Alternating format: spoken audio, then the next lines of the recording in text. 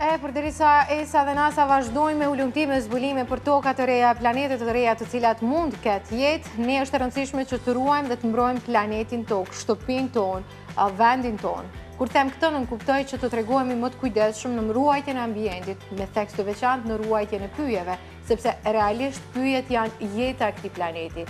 Mungesa e pyjeve jemi dëshmitar të asaj që ka shkaktuar dhe vazhdon të shkaktoj dëme të mëdha dhe një prej shkaktarëve kryesor të ngrohjes globale është pikërisht kjo.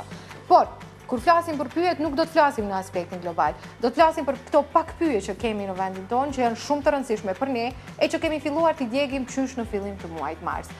Gjatë ditës së djeshme kemi pasur informacione të shumta për disa vatra zjarri në pjesë të ndryshme të Kosovës, me theks të veçantë më shqetësuese ishte ajo në komunën e Deçanit, ku është djegur një pjesë shumë e veçantë e gështenjave dhe shkureve të cilat kanë qenë përreth saj. Por për të kuptuar më shumë se çfarë po ndodh, kush po bën këto djegje, kush po i djeg pyjet e Kosovës dhe çfarë do duhet të bënim ne si shoqëri dhe institucionet tona, kam kënaqësi që sot me ne në studio kemi zotrin Menderes Ibra, i cili është drejtori i departamentit për menaxhimin me pyje në Agjencinë e pyjeve të Kosovës. Zotri Ibra, faleminderit shumë për kohën që më ndani sot me ne. Faleminderit dhe juve. E thash kemi pasur disa vatra zjarri në Deçan, kishim në Trenas, kishim në Ferizaj, pra në pjesë të caktuara të Kosovës. Më e madhja kam bindjen që ishte në Deçan, por edhe në fshatra të ndryshëm të Kosovës, sikur erdhën të gjitha për një herë, pak papritur, sepse po flasim për një periudhë kur nuk është që kemi temperatura të larta ose kushtet që do të ishin të favorshme për të pasur zjarre të kësaj natyre. Keni plotësisht të drejtë, ne për çdo vit ballafaqohemi me zjarret pyjore dhe të toka pyjore, mirë po zakonisht në atë periudhën kritike le të themi nga muaji qershor, shumë të larta. Po, kur kemi temperatura të larta, por të kemi zjarre të tilla, domethënë 10 raste vetëm brenda kësaj jave, në fillim të marsit, me të vërtet është jo vetëm e çuditshme, por është edhe shumë shqetësuese, sepse me të drejtë potencuat rolin e pyjeve në jetën e njerëzit, në kualitetin e jetës së njerëzit dhe funksionet e tij të shumta, të cilat ndikojnë drejt për së drejtën në jetën tonë. Prandaj rujtja dhe mbrojtja e pyjeve duhet të jetë detyrë të gjithë neve.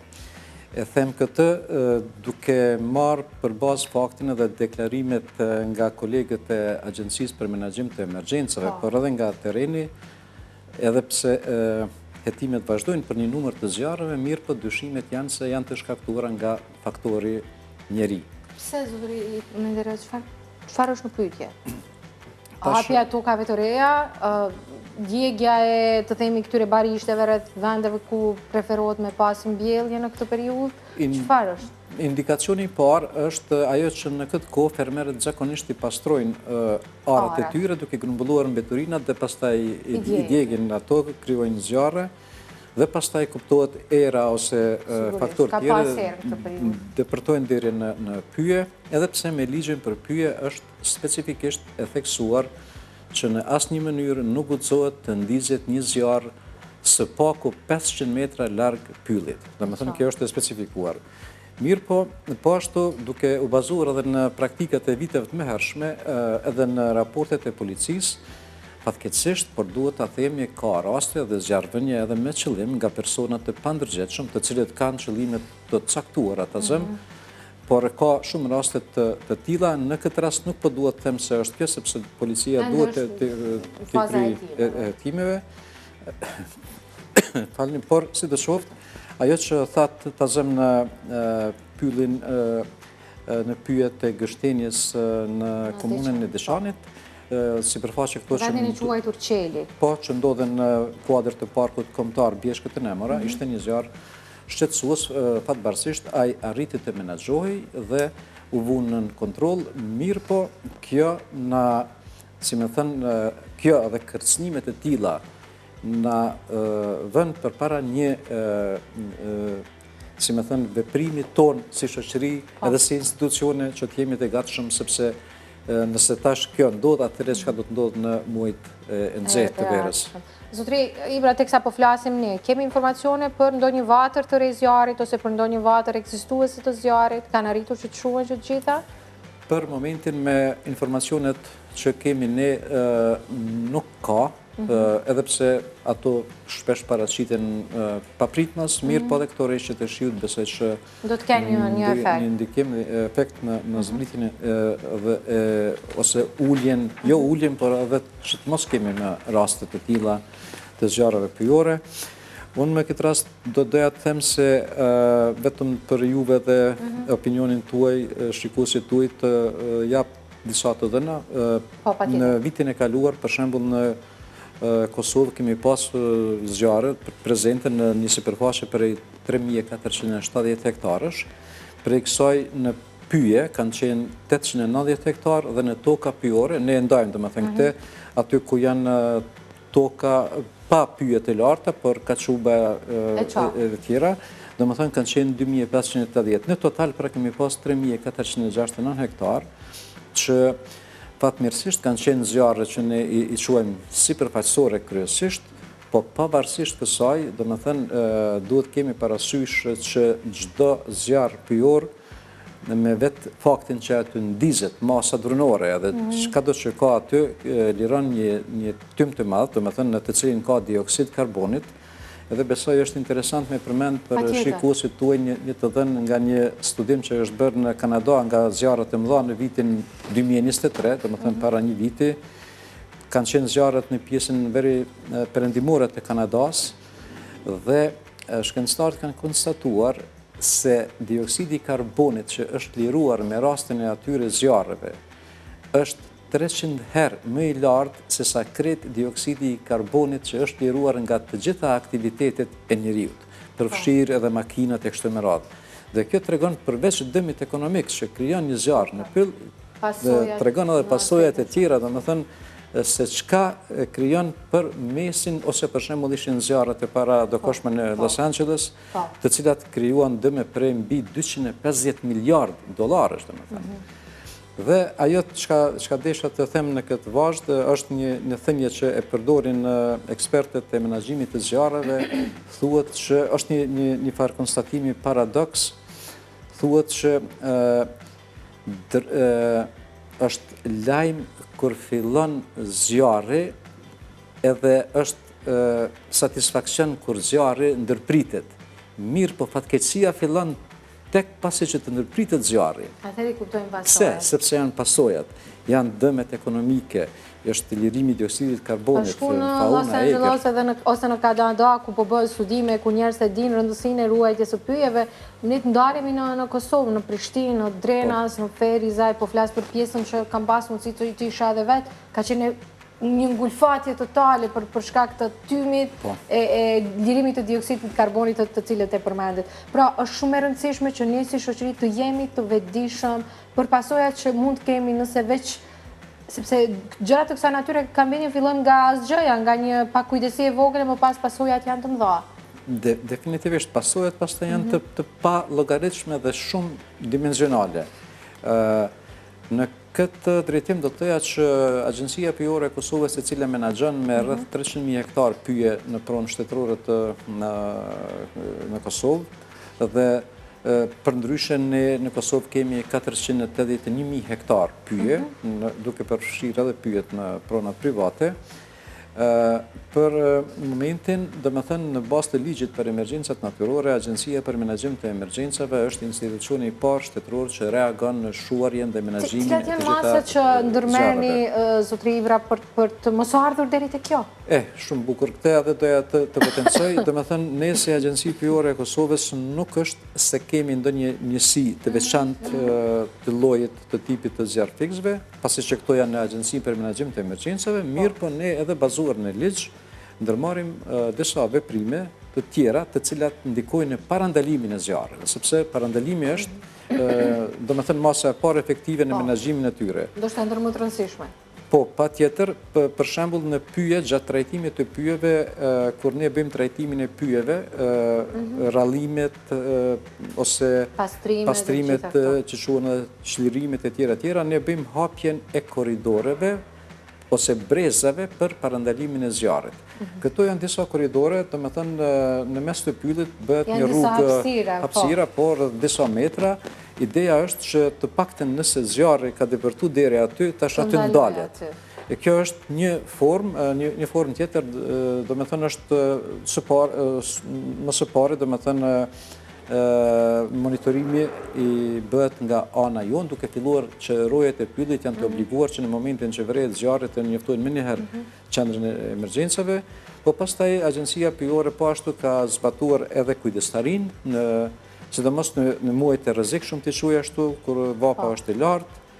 Një masë që duhet të punonim është edhe ndërtimi i ujëmbledhësve në për pyje, për arsye se në rast të zjarreve atëherë aty mund të mirët ujë. Por kemi pak ujëmbledhës, të pak të definitivisht ne kemi pak, por duhet të them nevoja është që të ndërtohen shumë, sepse ata kanë rëndësi edhe në aspektin e mikroklimës, për që edhe fauna ose kafshët e egra të pinë ujë e tjera, por edhe në rast të zjarreve të mirët ujë aty për shurin e zjarreve.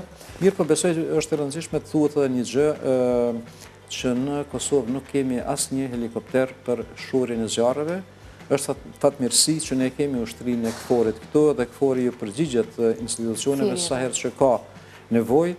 Për këte edhe ka intervenuar me të vërtet shumë herë, për shka unë gjej rastin t'i falenderoj shumë përzemërsisht, sepse shumë herë janë ballafaqohuar me plakët e zjarreve, mirë po besoj që me të vërtet do të duhet të gjindej mënyra që të kemi të paktën disa, vendet për rreth nesh kanë nga disa, janë ata që quhen traktor ajror, të cilët do me thënë mund të marrin rreth 1500 deri në 2000 litra me një udhëtim, dhe të cilët nuk janë shumë të shtrejt, dhe Kosova do të mund të kishte... Kemi pasur ndonjë iniciativë nga ana e institucioneve për të siguruar një mjet të tillë?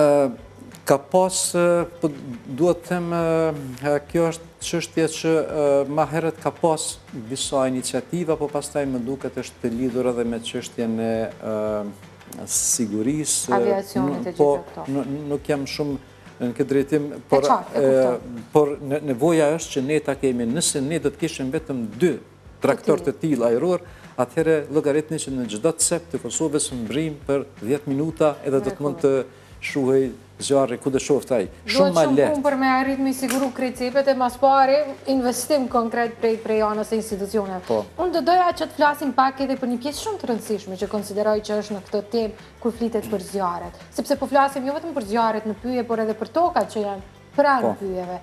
Në këtë periudhë të vitit kemi linjen e gjallësave të reja, kafshë të ndryshme, janë të vegjël, janë sa po ardhën të botë, dhe ju duhet që të ballafaqohen me zjarrin. Është goxha trishtuese kjo ta mendosh në aspektin human. Është me besonit pak, po më kujtohet një rast, para 2 vitesh ishte një zjarr në komunën e Gjakovës, edhe kam përjetuar emocion shumë veçantë, sepse kam qenë me kolegë të mi në një zjarr që ka qenë afër kufirit me Shqipërinë.